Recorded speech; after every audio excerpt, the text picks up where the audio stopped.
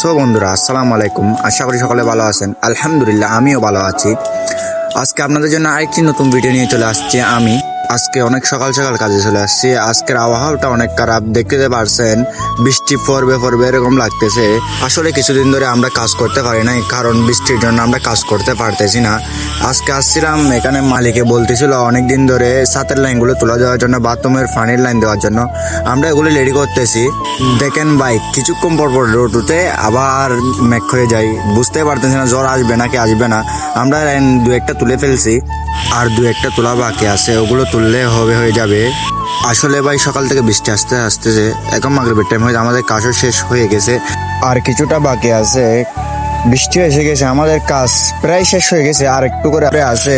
আমরা যে গর্তগুলো করেছিলাম ওগুলো নেটে দিলে আমাদের কাজ প্রায় শেষ হয়ে যেত। তো বন্ধুরা, আমার ভিডিও পর্যন্ত, আবার দেখা হচ্ছে সামনের ভিডিও। আসসালামু আলাইকুম।